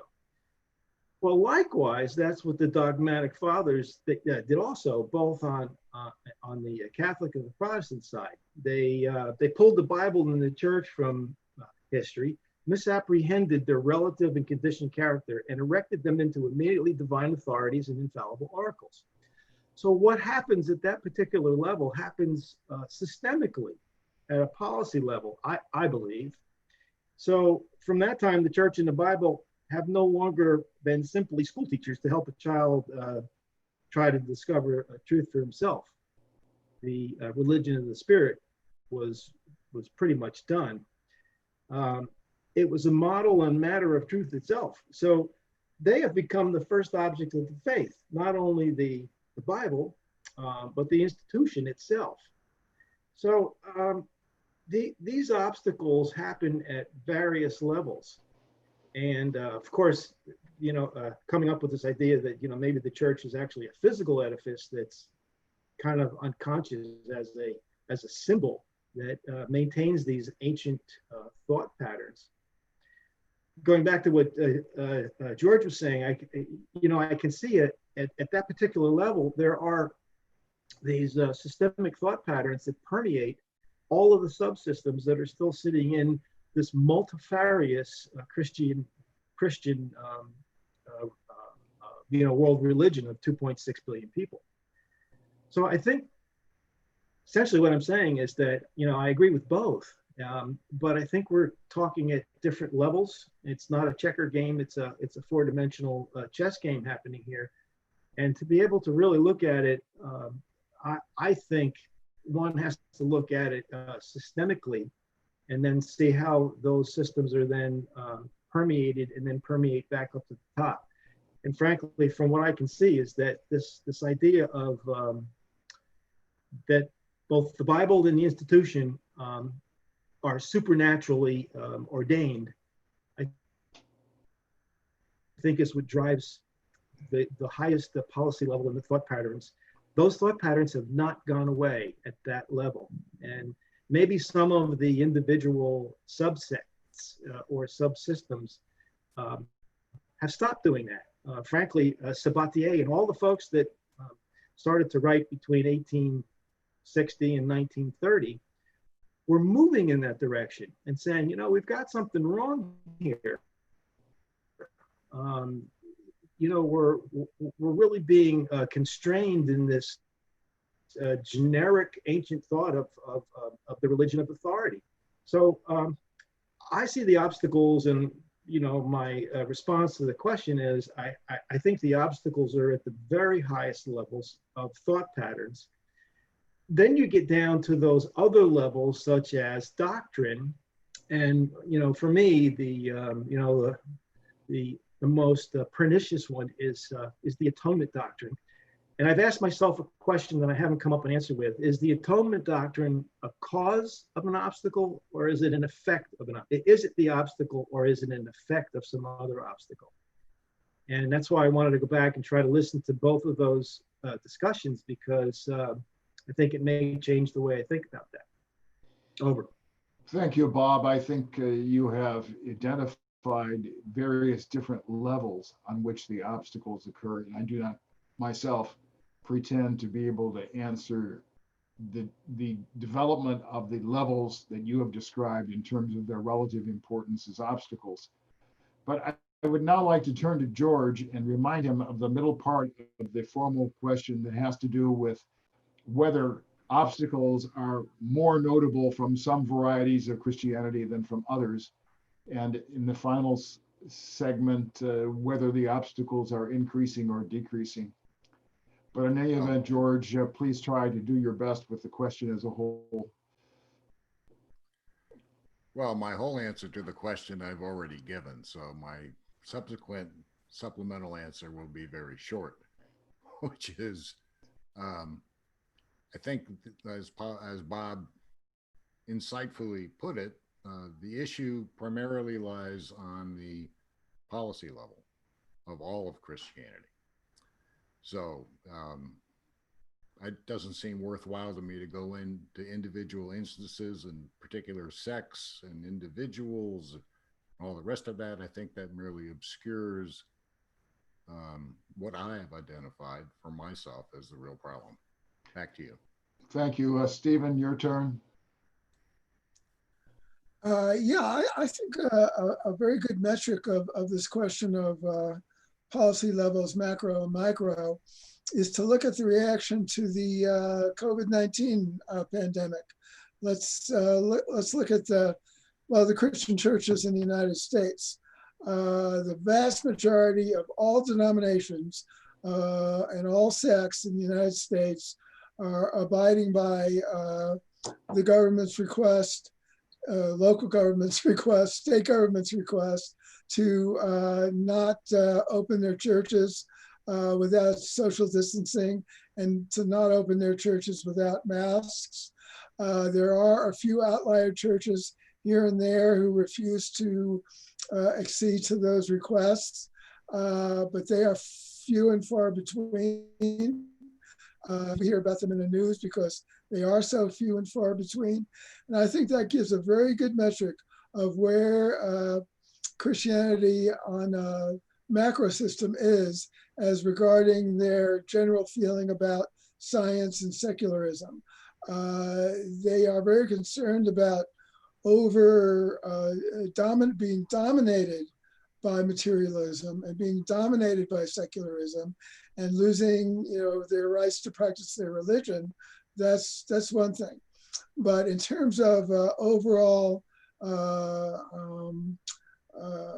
accessibility and acceptance of the basic ideas of science and rationalism and in that sense, secularism is also a political philosophy that they have many religious people are suspicious of.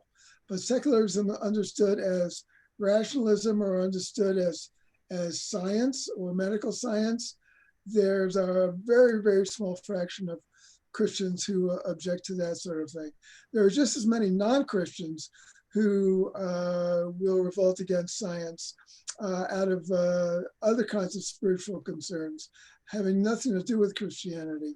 So I just want to put that out there as one way to look at the macro relationship of Christianity and science these days, at least in this country. It's even more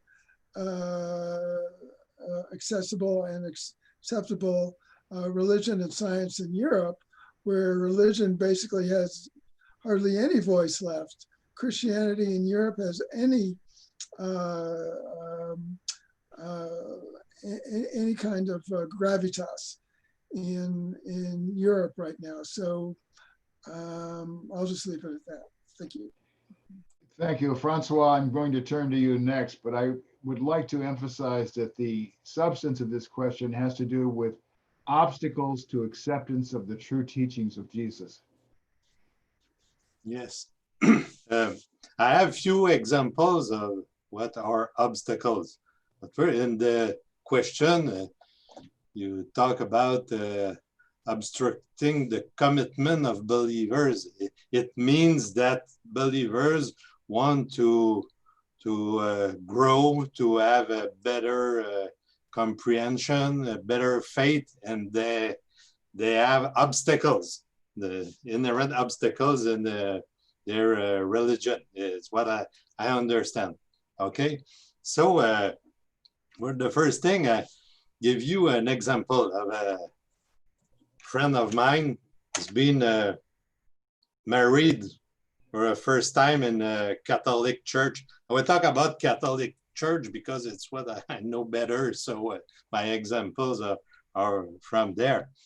So first wedding, first marriage in Catholic church, got a child of this marriage, get a divorce, and after I have a second wife, but not married in the church, but he had 2 kids with the second wife, and it's going wrong with the second wife. So my friend is lost and he admits he needs help.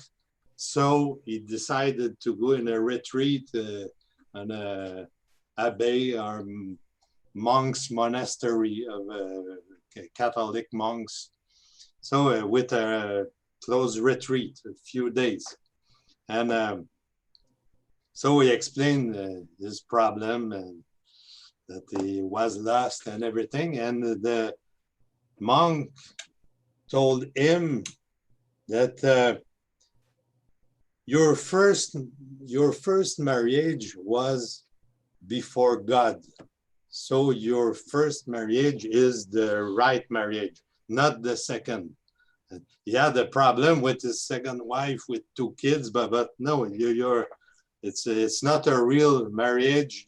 Your first is the real one because it's before God.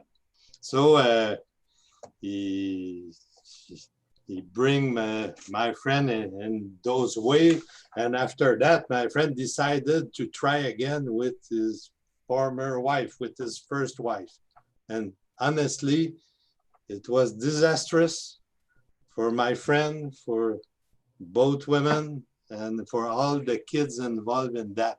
So, but the point was the dogma of religious marriage and all turn around that. So I consider it was a real obstacle for my friend to improve his life, and he was very vulnerable, and I need help, and I accept to see people, religious people, to help me, but it was not very helpful. It's a first example, but the second is not maybe an example, but I try. It's a quote from Catholic Catechism that I found this morning on the Vatican site. So I didn't want to be outdated, so I checked, is there any change? And I have to share it with you because it concerns us as readers of the Urantia book. Okay. So in this Catholic Catechism, Saint John of the Cross is cited on Hebrews. So I read it, it's not very long. In giving us his son, his only word, for he possesses no other, he spoke everything to us at once in this sole word. And he has no more to say, because what he spoke before to the prophets in parts, he has now spoken all at once by giving us the all who is his son.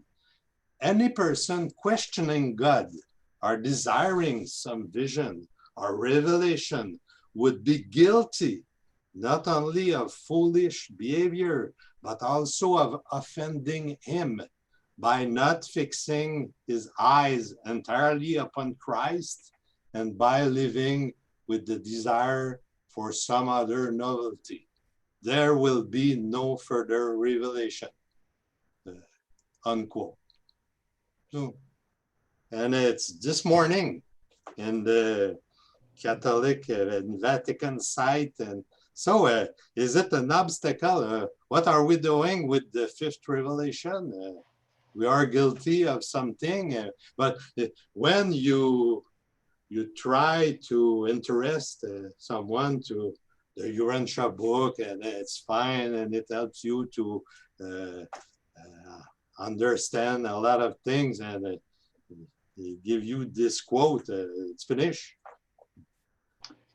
Well, Francois, thank you for these examples. If I could give a brief reaction to the two of them, I would say that the first obstacle was the church's insistence on authority over marriage, which was a choice that began at about the year 1000. Before that, the Christian church did not proclaim authority over marriage, but all the churches of the various different branches of Christianity continue to proclaim that they may legislate in regard to marriage and that believers must follow their teachings. The second part seems to be a manifestation of organizational and bureaucratic disciplinary intolerance. In other words, the assertion that we have the answer and all you have to do is obey us. And so that obstacle essentially amounts to ecclesiasticism in the word that we discussed earlier. Marvin, it's your turn for the answer to this question, S. And let's see, the question is the one posed in the box, right? Obstacles to adoption of Jesus's real teachings, whether they are graver and more notable in some varieties of Christianity than in others, and to what degree the pattern is changing or remaining constant. Well, maybe I'll deal with the second part first because it's pretty simple. I think, yes, it is quite variable in different parts of the church. It's not monolithic. And that's just my opinion. And as regards to what those obstacles are and the form they take, for me, frankly, the revelators save us a great deal of work in thinking about that question and give us a lot of food for thought in the section 99.6.3, which is the list of the dangers of overly formalized religion. And it's a great list, and I think you can look at each one of them as constituting these obstacles to the furtherance of the real life and teachings, the mission of Jesus' revelation. And just a few of them: fixation of beliefs and crystallization of sentiments, accumulation of vested interest with increase of secularization, tendency to standardize and fossilize truth, diversion of religion from the service of God to the service of the church or the institution, inclination of leaders to become administrators instead of ministers, formation of competitive sects and divisions. So, I mean, and the list goes on. Each one of them, and in the sum total, all of them constitute obstacles toward the furtherance of the living unfolding of Jesus' true teaching, in my view. And it does vary from institution to institution. For instance, I mean, within the spectrum of Christian institutions, you have the Quakers, right, who are extremely light on all of these factors and very creative and very engaged in reforming efforts and progressive efforts in society, and have a well-developed sense of the still small voice within and trying to live their lives in response to it. That's a Christian denomination, very light on these obstacles that they describe. So it varies all over the map in the Christian universe, I think. Thank you, Marvin, for the convenience of the other participants and perhaps some viewers. You read parts of a paragraph in section 6 of paper 99, specifically paragraph 3 in that section, and it is a very interesting paragraph. I commend it to you and to others who may be viewing this. Well, gentlemen, if you allow us to go on a little bit, I would like to deal with question T and therefore finish the chapter. We are pretty close to the exact 2-hour mark, but with your indulgence, I would like to complete the chapter by giving you opportunities to respond to that question. The question reads as follows: as you consider the unconscious obstacles that you have just sought to appraise, please reflect on whether they may implicitly conceal factors that turn out to be ironic or even paradoxical. Is it possible that some branches of the Christian faith that seem less objectionable and less oppressive will actually obstruct adoption of the real religion of Jesus for a considerably longer period of time, on the grounds that many believers associated with these denominations will see fewer reasons to abandon their previous loyalties and will be extremely reluctant to do that? Well, this is complicated. Let me simplify the question. The question is that will the institutions that are relatively light on some of these obstacles that Marvin paraphrased actually end up obstructing acceptance of the real religion of Jesus longer than the institutions that are very rigid and very demanding, because the institutions that are light make fewer demands and people are more reluctant to leave them. Bob, that's a general paraphrase of the content, but of course you are free to interpret it as you wish. Yes, Neil, thanks. I see this total picture, again, at the macro micro level. I don't think, unless there is a pattern of thinking where an individual would rather be passively provided the religious food versus actively, actively encouraging it and understanding what that active, encouragement is. I mean, this is the personal religion, the religion of the Spirit is not a simple concept. And for an individual to go from passive to active, there needs to be a catalyst. I have to think that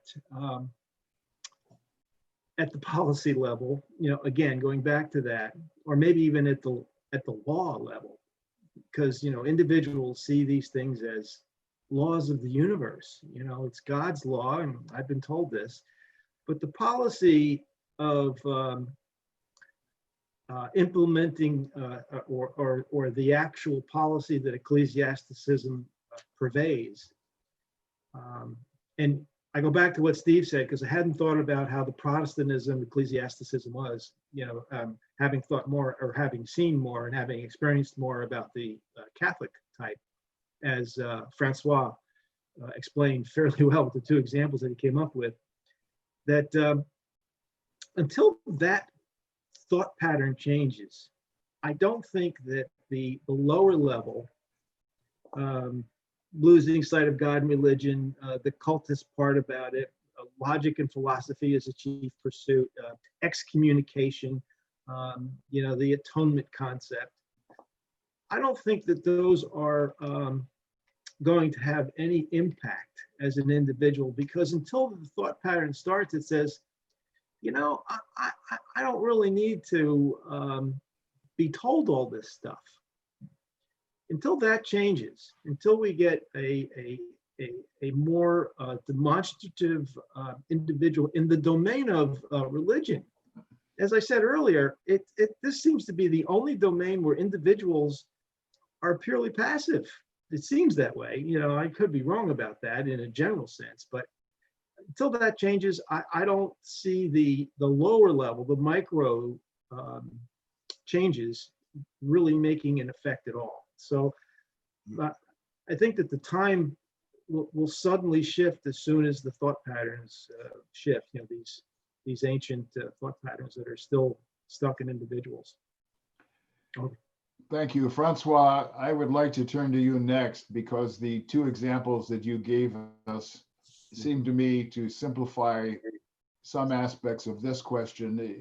The examples that you gave us, in effect, were of an autocratic institution, the Roman Catholic Church, that imposed very heavy barriers to personal growth and development, whereas other branches of Christianity call for steps and practices that perhaps are less obnoxious. So my question then is, do you think that the Roman Catholic Church, because it is so oppressive, will actually obstruct the true religion of Jesus less than other denominations that are more relaxed? In other words, will the Roman Catholic Church crumble because people become totally fed up with it before the other denominations that are less oppressive die out themselves? I don't think so, Neil. I don't think there's if you are less oppressive, you are less obstructive. So I don't think if I take my my own example, I dropped out of Catholic religion about at 14 years old. And it took me 20 years to wake up with hungry for the more the food with religious food, or I don't know how to tell that, but it took me 20 years. Maybe if the church had been less oppressive, that I stayed 10 more years or 5, I don't know. But it's not the fact that the oppression will determine when you will drop out, not when you will be open for new spirituality, and you'll search for that. It's two things different, and then takes time. It's not automatic that because you leave the church, you try to find something else. Me, my sleep, my spiritual sleep was 20 years. So, Well, thank you, Francois. I will develop your thoughts in the direction of George. Francois has just said that he was so full with the overcharge of the Roman Catholic faith that he was not hungry for 20 years. I think that's quite interesting. Most people will become hungry sooner than that. But I'm being playful, of course. And so my question to you, George, has to do with looking at these institutions and seeing if you can detect or find a pattern in terms of to what degree they will remain or become obstructive or cooperative.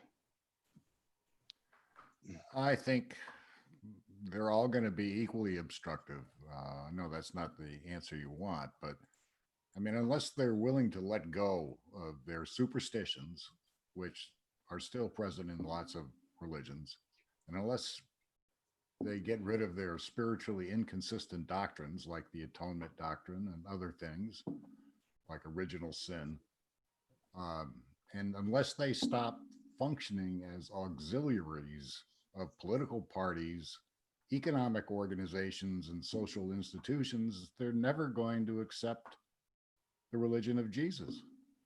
I mean, I think honestly, Christianity faces the same choice now that Judaism faced 2,000 years ago. They have to make up their minds sooner or later. Are they going to accept this revelation and what it has to say about the religion of Jesus or not?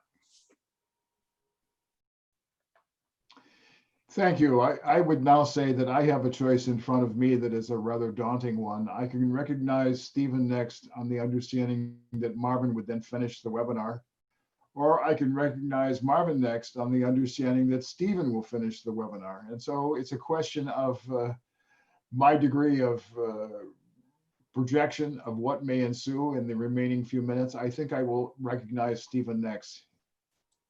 Good choice. Let's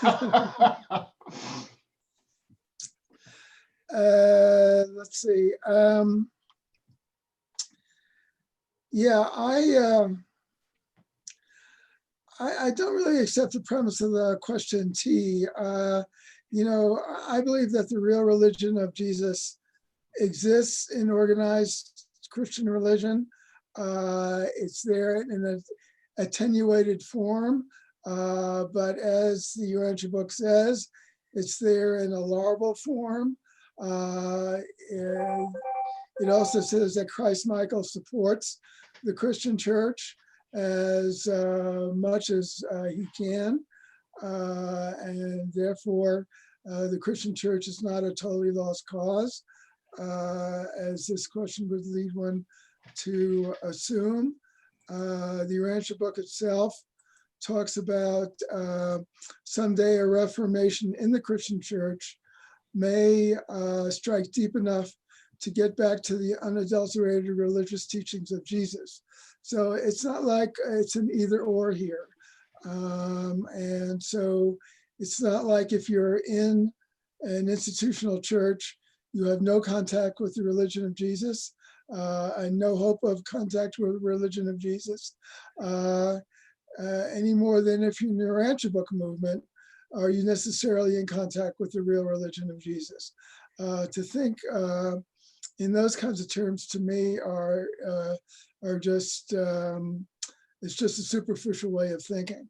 So I don't really think it's an either or. Either you're in a Christian church or you're in the real religion of Jesus. To me, it's not black and white like that. Thank you, Stephen. Well, Marvin, I hope you will not make me regret my choice, because you are now the last speaker for today. You're asking an interesting question, and if I'm getting the essence of it, you're implying that, not implying, but they're observing that there are a range of Christian denominations, some of which are more hierarchical, controlling, and authoritarian, and others of which are more open and flexible, and where theoretically people are thinking a little more independently and creatively. And I'll buy that premise as a premise to the question, and which is, when which end of the spectrum are Jesus' teachings likely to be more welcome in their real and more progressive form and experiential form. So that's my understanding of the question. Am I right so far? That's a reasonable paraphrase, yes. Okay. I think on the face of it, well, to me, it has entirely to do more with the individual and the individual's motivation within all of these different structures, as it has with the individual's motivation who are functioning outside of religious institutions. And that is the degree to which a person is really hungry and searching for greater understanding than they currently have, to explain their lives and find meaning and value in their lives and coherence, in what is often quite a struggle in today's world. And so I think there are individuals within all the religious institutions, as well as the Christian institutions and outside of them, where individuals are somewhere on that spectrum of search, versus being complacent and satisfied and not really looking. Right. And I think it's the people who are not satisfied, who want more, that will be looking for a much more fruitful and advanced understanding, a growing understanding of the import of what Jesus was trying to show us. And I think that will happen both inside of institutions and outside of institutions. And I think it's probably reasonable. My reaction to your question is, I think it's more reasonable that more individuals within the more liberal kinds of churches will respond to that call and follow that need, than within the more doctrinaire and fundamentalist oriented institutions, as a generalization. But I think there'll be all kinds of exceptions to that generalization on individuals' parts. Thank you, Marvin. Looks like Stephen really does. He wants to come back in. Well, I guess you're going to mess up my intentions here, Stephen, but please do go ahead. Yeah, but the risk is I may want more and more after Stephen.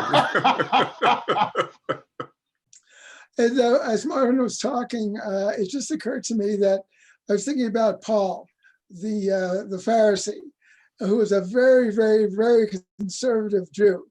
And he's the one that brought on, the Christian transformation, if you want to call it that. So it's not always the liberals that have the fire in their belly and are able to make that transformational change.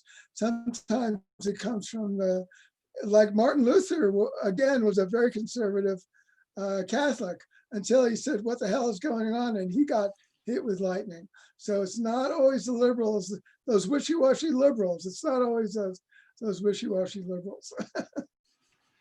Well, thank you. I appreciate your additional clarifications here, Stephen, and I say that you have left us on a good note.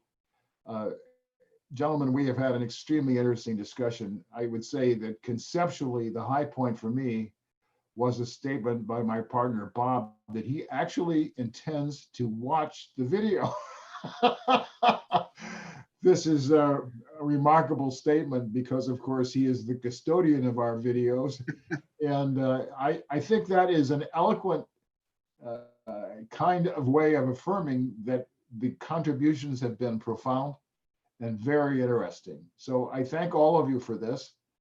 Now, for your information and for the information of the viewers, we actually have a 3-week interval before our next webinar, which will occur on the 29th of August because of various scheduling factors that are too boring to describe. But when we do that, we will proceed to review the whole document, my paper, Living the Real Religion of Jesus, conceptually, from beginning to end, going section by section, and effectively asking you whether you believe that the sections of that paper are persuasive and whether the paper as a whole does a reasonable job of analyzing and describing the real religion of Jesus. So briefly, the sections are as follows: Finding God for Oneself, pages 1 and 2. The Religion of Personal Spiritual Experience, pages 2 through 6. The Presence of God, pages 7 through 11. And the section that we have just now concluded, the Mission and the Timeline, which extends from page 11 to page 18. So effectively, gentlemen, I will be asking you, or those of you who are present on the 29th, to comment on the intention of this document. My desire when I wrote it, to do my best to portray the real religion of Jesus. So thank you very much, and I look forward to our next gathering. Good night, everyone. Thank you, Neil. Thank you all. Bye now.